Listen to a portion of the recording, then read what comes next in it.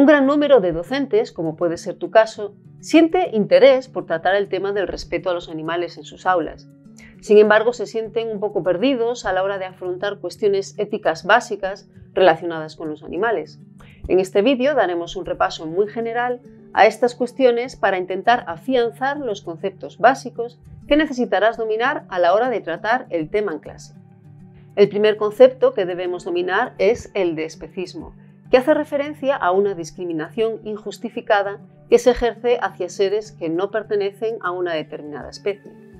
Por desgracia, conocemos otras formas de discriminación en nuestras sociedades, como son el racismo, el sexismo o la homofobia. En todas ellas se trata peor a ciertos seres que no pertenecen a determinados grupos. Llegados a este punto, podemos preguntarnos por qué es realmente injusto el especismo. Quizás podría justificarse esta discriminación, este trato peor a los animales de alguna forma.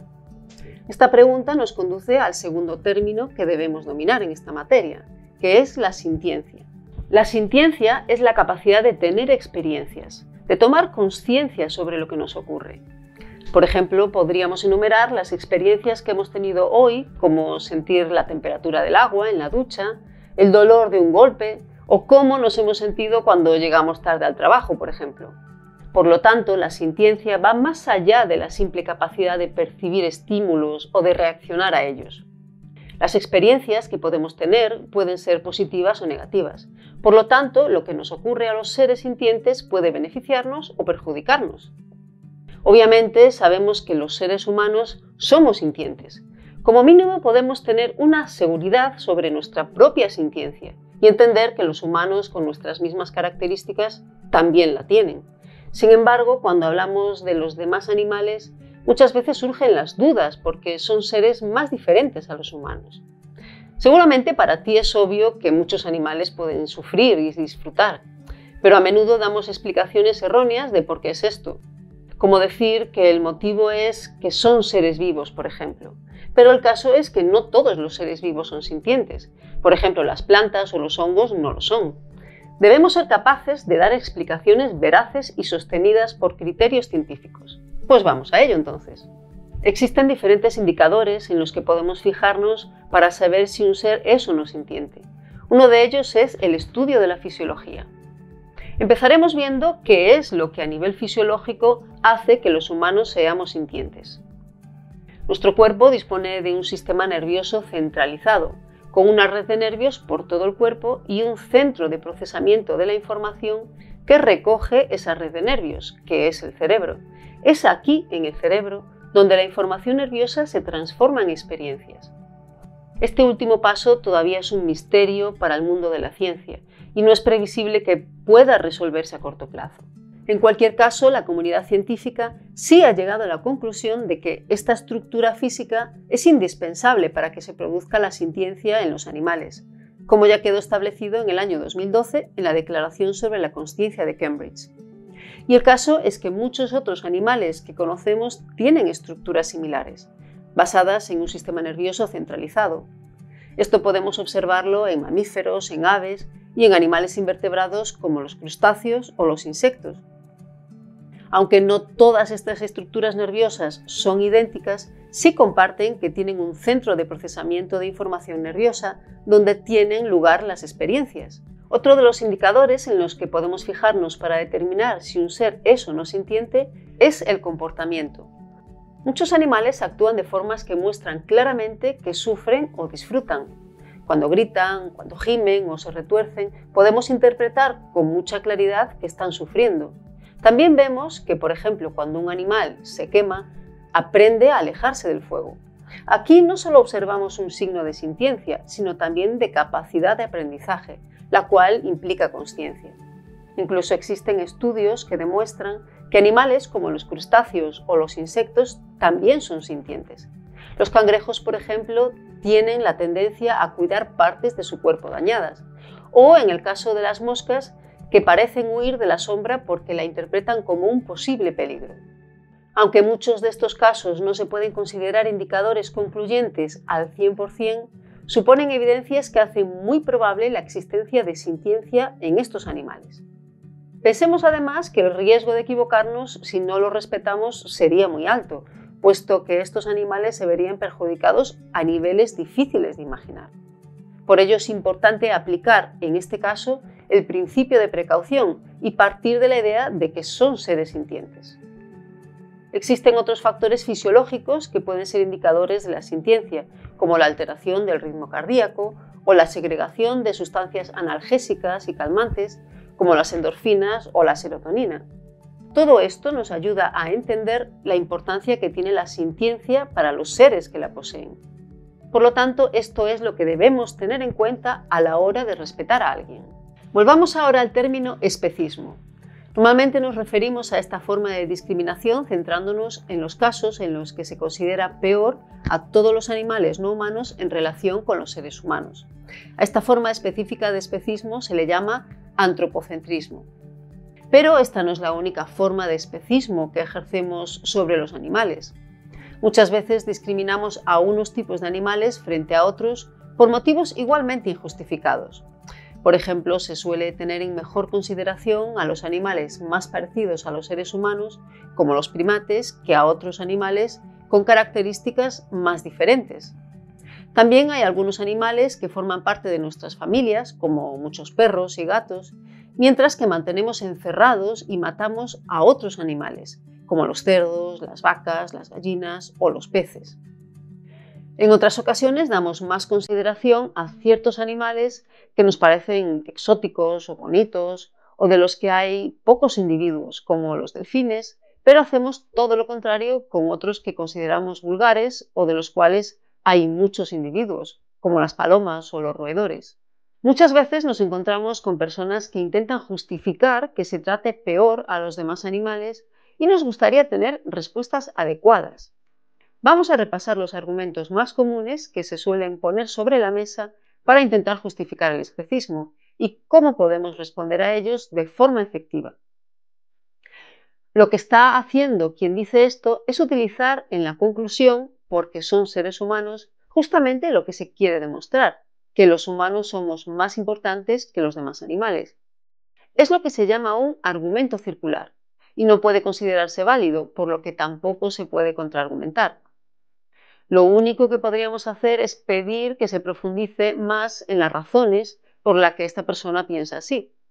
Entonces quizás podrían surgir argumentos como los siguientes. Aquí lo que se está haciendo es poner sobre la mesa que los humanos cuentan más porque tienen determinadas características que supuestamente no poseen los demás animales. A esto podemos responder que es falso que todos los humanos tengamos todas estas características. Como sabemos, existen humanos con capacidades intelectuales más limitadas que el resto, sin ir más lejos los recién nacidos. Cualquier perro puede mostrar mayores capacidades intelectuales o incluso mayor socialización que cualquier recién nacido humano, o incluso que muchos adultos.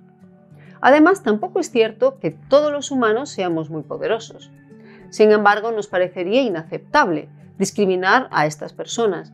Creemos que debemos proteger y, por supuesto, no hacer sufrir a los humanos que no disfrutan de estas cualidades.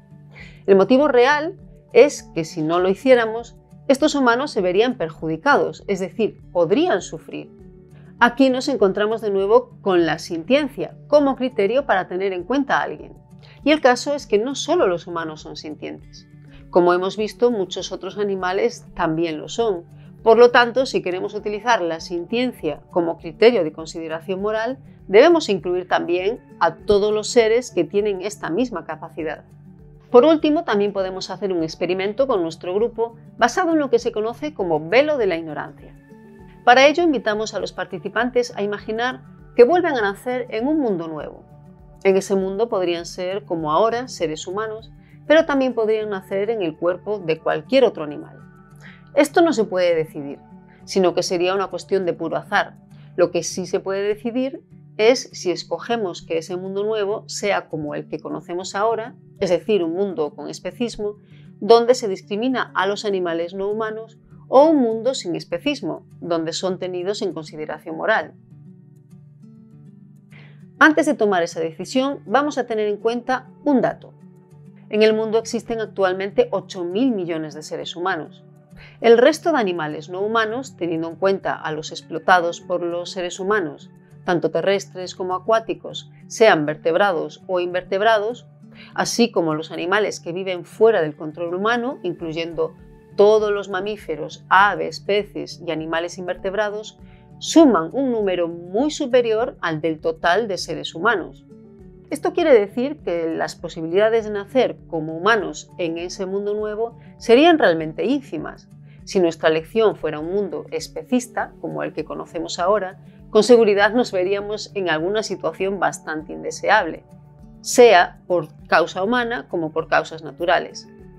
Entonces respondamos ahora a la pregunta: ¿escogeríamos un mundo especista o un mundo libre de especismo?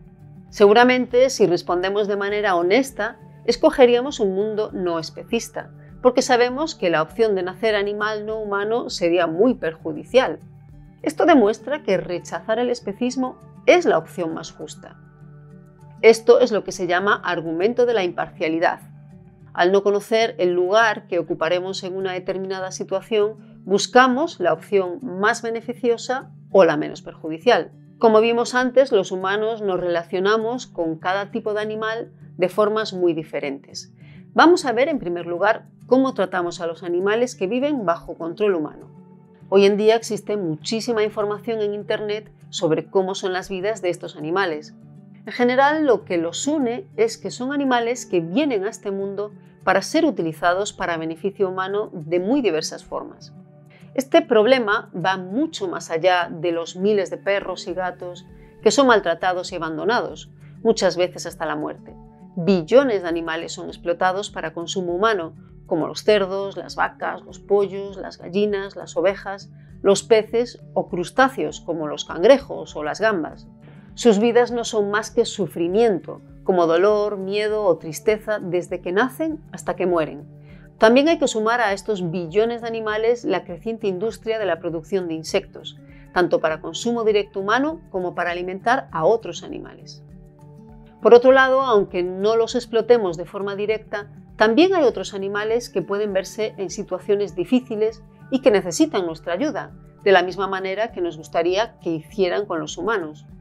Si no les ofreciéramos esta ayuda, estaríamos igualmente actuando con ellos de forma especista. Estamos hablando de los animales que viven en el mundo salvaje.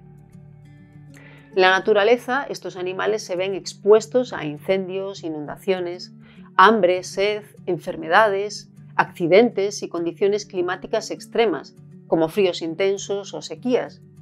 Hoy en día ya existen iniciativas para ayudar a muchos de estos animales, como planes de evacuación, centros de rescate, hospitales para animales salvajes, campañas de alimentación, de control de población ético e incluso campañas de vacunación. Solamente necesitan que más personas tengan la voluntad de darles ayuda y estudiar de qué manera podemos hacerlo mejor en el futuro. Todavía hay mucho trabajo que hacer en este campo y sabemos que es un ámbito muy motivador para la gente joven con la que trabajamos. Pues bien, esta sería la parte más teórica de esta formación. Hemos hablado de conceptos fundamentales como el especismo y hemos visto la importancia de reconocer la sintiencia, la capacidad de sufrir y disfrutar, y cómo ello es fundamental para entender que nuestras acciones pueden perjudicarlos, pero también beneficiarlos. También hemos repasado algunas de las ideas que se utilizan a menudo para justificar el trato que damos a los animales y hemos visto cómo rebatirlas con argumentos. En definitiva, una serie de nociones básicas que debemos reconocer para tratar la ética animal en el ámbito educativo. Así que, visto esto, pasamos ya a las cuestiones más de carácter práctico en el aula.